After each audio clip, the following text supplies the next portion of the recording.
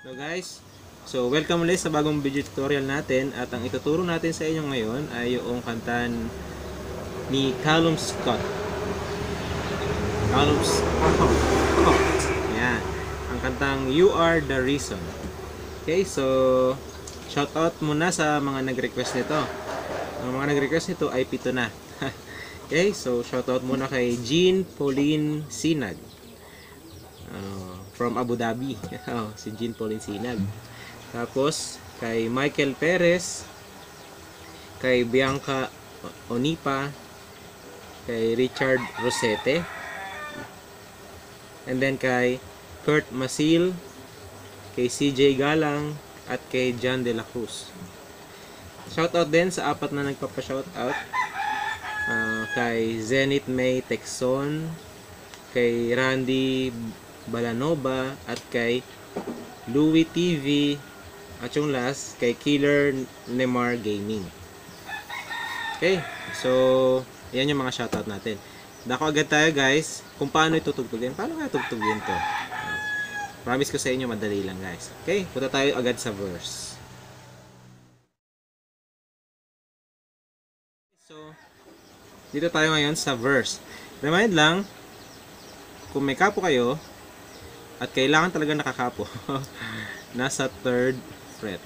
Ayan. So, nasa 1, 2, 3. Pang 3rd fret.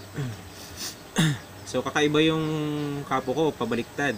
Pag ganon. Kadalasan kapo, mga pag ganon. Okay. So, ang gagawin natin, kailangan natin ng SIM card or pick. Kung wala naman kayo pick, okay lang na daliri lang. Right. Okay lang na daliri lang. Pero mas maganda kung meron kayong pick kasi puro blocking pattern lang ituturo natin. Puro strumming pattern lang ang ituturo natin. So, kuha kayo ng SIM card niyo, lalagyan na ng SIM card niyo, gupitin niyo. Aking gagamitin ko ito lang diretsong ganon para astig. Okay, so yan. Ang strumming pattern muna natin guys ay putulin nga natin, no? Oo. Balik mo na. Yan. So ito na yung ating pick, kunwari. Ang strumming pattern natin ay anim na down lang. So 6. 1, 2, 3, 4, 5, 6. 1, 2, 3, 4, 5, 6. Yon. So ganon. Aha. Sa buong kanta guys ay 6 na down lang yung ating gagamit. Pero may iba minsan na 3 down lang, pero mamaya tuturo ko sa inyo. So yung strumming pattern natin ay 6 na down. So iyan yung isang set, 1, 2, 3, 4, 5, 6. Isang set yan. Ngayon, pag nakita nyo na ilalagay natin sa mga chords mamaya, pag meron kayo nakitang number 2, ang ibig sabihin nun ay 2 beses nyo gagawin yung isang set na strumming pattern. Pag nakita nyo yung number 1, 1 beses gagawin yung isang set ng strumming pattern. Gets nyo? Okay. So, ang mga verse natin, kagaya nito, ay G. Ang chords natin sa verse guys ay G. So, may nakita kayo number 2. Ang ibig sabihin yan ay 2 beses ninyong gagawin yung strumming pattern, 2 set. Okay, so G, G, tapos E minor 7, so andito tayo sa regular G. Chords natin ay G, tapos E minor 7, so tatanggalin na natin to guys para hindi kayo mahirapan. Galing kayong G, tanggalin nyo lang to. E minor 7 na. Tapos C add 9, baba lang natin yung G. So, galing tayong G, di ba? Baba lang natin yon, C add 9. Tapos D. And then, balik tayong G. Okay, sa dulo, 2 beses na gagawin yung G.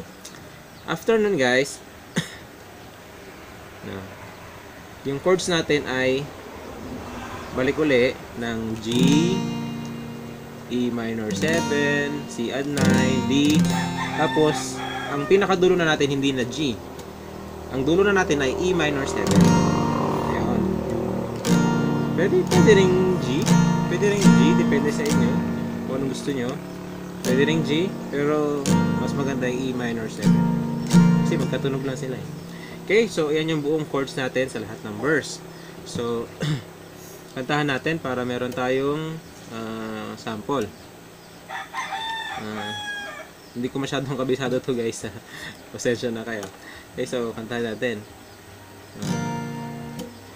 There goes my heart beating, 'cause you are the reason, losing my sleep. Please come back now.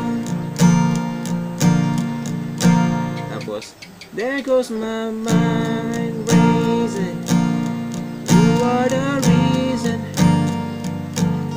that I'm still breathing. Hopeless now. Tapos E minor 7 now. Tapos chorus na yon. Tama. So chorus na yun. Pansinin nyo guys, puro down na tayo. At isa pa pala, naputol. Nabali na kasi lahat ng pick ko, kaya ito na lang yung ginamit ko guys, yung mga sim part. Okay, so malinaw na sa atin yung verse. Dako agad tayo sa chorus. Guys, ganun pa rin. Yung strumming pattern natin ay 6 na down. So, down. So, 6. 1, 2, 3, 4, 5, 6. Ayun. So, 6 no? 1, 2, 3, 4, 5, 6. Puro down. Okay, so yung chords ay C add 9. And then D. And then E minor. Okay. E minor. Oh, sorry. E minor 7. E minor 7.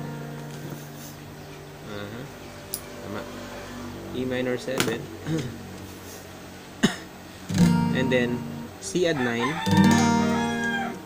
And then D. G. D. Yung pinakahuling D na yan ay isang bagsak na lang. Okay. So, yan yung unang set na mga verse sa chorus natin. Yan ang muna ituturo ko guys, para hindi tayo malito. So ito yung part 1. Ito yung unang part. So C add 9, D, E minor 7, E minor 7, C add 9, D, G, D. So yan yung part 1. Mamaya konti tuturo ko sa inyo yung part 2 para hindi tayo malito. Na. Okay, so kantahan natin guys para meron tayong sample. Dito na tayo sa I climb every mountain. So sa C add 9. So nakikita nyo guys, so may mga number sa taas. Ulitin ko ulit. Ibig sabihin yan ay isang beses nyo gagawin yung strumming pattern natin. Isang set. Pag number 2, 2 beses kayo mag-6 na down. So, bali 12 na. Okay, so, C add 9 sa chorus. I climb every mountain and swim every ocean just to be with you and fix what I broken. Yan. So, sa pinakauli, yung D ay isang down na lang. Oh, 'cause I need you to see. So, paano yun? Yan na yung part 2. Part 2, kaya ginawa ko siya part 2 guys, kasi marami siyang chords at mabilis yung malipitan para hindi kayo malito. Okay, so ang 'di ba last natin kanina ay D, isang bagsak. And then E minor 7. Ang chords natin ay E minor 7. Tapos D over F sharp. Paano D over F sharp 'yon? So, 'di ba, ito permanente na tong dalawa na 'to eh. Ito, permanente na sila. So, baba muna natin yung high-tech nating pick. So, yan. So, dalawa na sila permanente. yung D F7 over F sharp, D over F sharp ay nandito. So, itong nasa second fret, third string. Kasi dito na yung first fret natin kasi may kapo tayo eh. So, second fret, third string, tapos sa pinakataas, sa 6th string, second fret din. So, yan yung D7, D over F sharp. And then, G. Diba G? Tapos, G over B. Ang ibig sabihin ng G over B ay naka-G ka, pero ang base natin ay D. So, tatanggalin na natin to. So, ulitin natin guys, para hindi tayo malito. So, E minor 7, D over F sharp, tapos G, and then D over B. Tanggal na to sa taas, parang E minor 7 siya. Tapos C add 9. Tapos C minor 7. Ang C minor 7 ay ganito.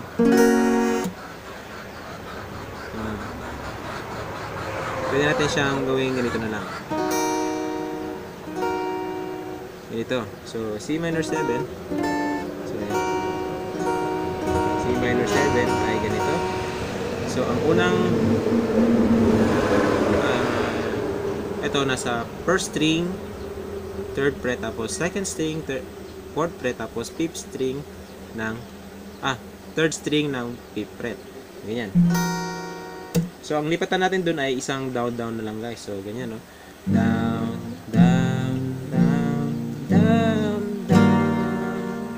Tapos C minor 7. Wish you are the reason. Yun. So, ulitin natin, no? So, E minor 7, D over F sharp, G over B, C add 9, C minor 7. Ulitin natin yung pag-play. So, gamitin ulit natin yung high-tech nating pick.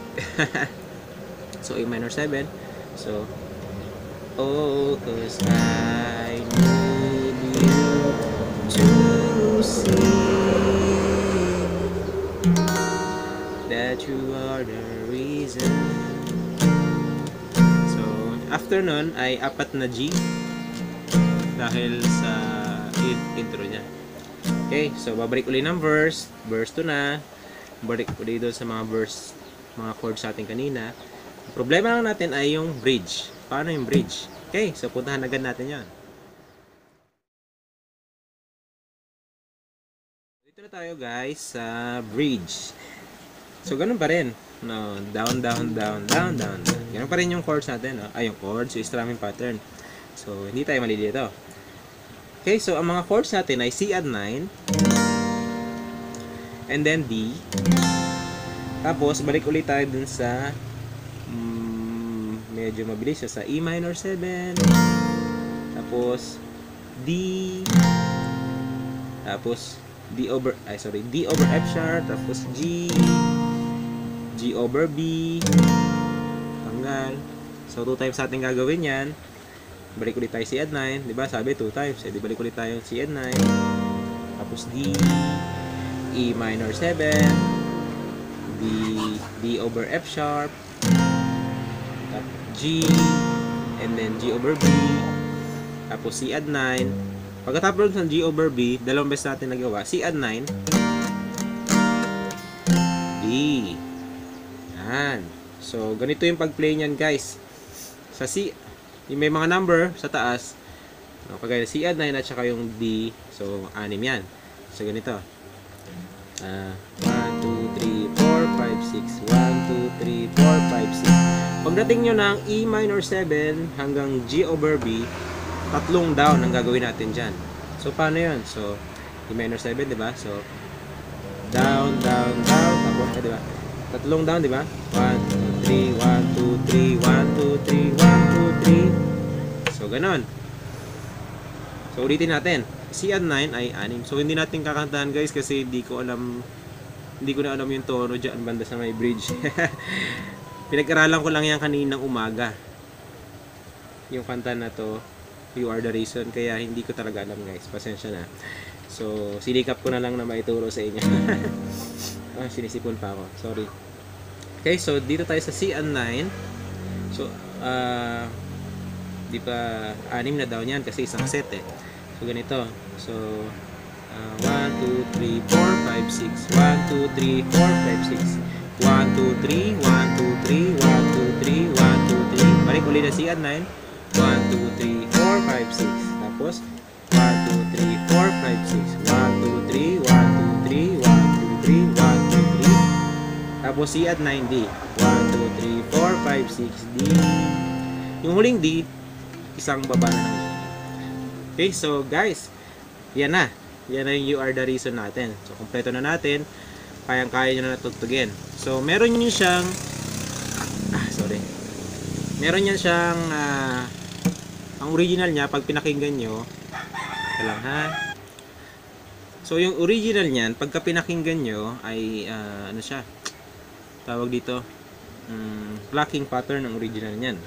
So, ginawa lang natin strumming pattern para kaya-kaya. Ituturo ko yan sa inyo guys pagka magkaroon na tayo ng only internet. Magla-live tayo. Abangan nyo yan. Nagpaparood lang kasi ako ng Giga 50. 1 gig lang yon. Kaya hindi natin kayang maituro lahat. Strumming pattern lang muna. Ang mahalaga, kaya nyo na siya tugtugin. Okay guys, so kita ulit tayo sa next video natin. Sana magustuhan nyo. Comment down kayo kung okay ba. Kita tayo sa next video natin. See ya!